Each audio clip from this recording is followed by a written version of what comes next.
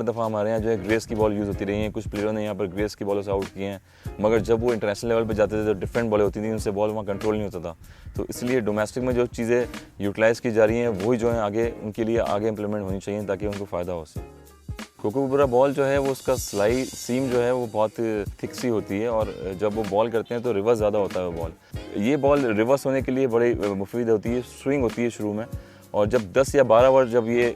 Use हो जाए fast bowler के लिए तो उसके बाद बैट्समैन को बड़ा फ़ायदा देती है, क्योंकि एक सीज़न में कोकोबरा डोमेस्टिक में यूज़ हुई थी जिसमें काफ़ी सेंचुरियाँ हो चुकी हैं और हमारे डोमेस्टिक के प्लेयर्स से उन्होंने डबल सेंचुरियाँ भी की हैं उसी बॉल से उसी सीज़न में। एक तरफ से जब बॉल रफ हो जाता है तो एक तरफ से आप बॉल को शाइन करेंगे कोकोबरा को, फिर वो रिवर्स होना शुरू हो जाता है। तो फास्ट बॉलर के लिए वो काफ़ी मुफीद रहता है वो बॉल, और रिवर्स स्विंग ज़्यादा होता है इसमें। पाकिस्तान में 2-3 दफ़ा डोमेस्टिक क्रिकेट में यूज़ की गई है कोकोबरा की बॉल, लेकिन ये एक्सपेरिमेंट प्लेयर्स ने पसंद नहीं किया और एक्सपेरिमेंट फेल भी हुआ है और बहुत एक्सपेंसिव एक्सपेरिमेंट है, क्योंकि कोकोबरा की बॉल कोई लगभग 23,000 पाकिस्तानी रुपीज़ की कॉस्ट करती है। कई पाकिस्तानी कंपनीज हैं सियालकोट में, वो आगे आई हैं, उन्होंने कहा कि हम आपको खुद एक बॉल मैन्युफैक्चर करके दे सकते हैं जो कि सेम टू सेम कोकोबरा की क्वालिटी होगी और उससे कम से कम 70 to 80% कम प्राइस पे हम आपको दे सकते हैं।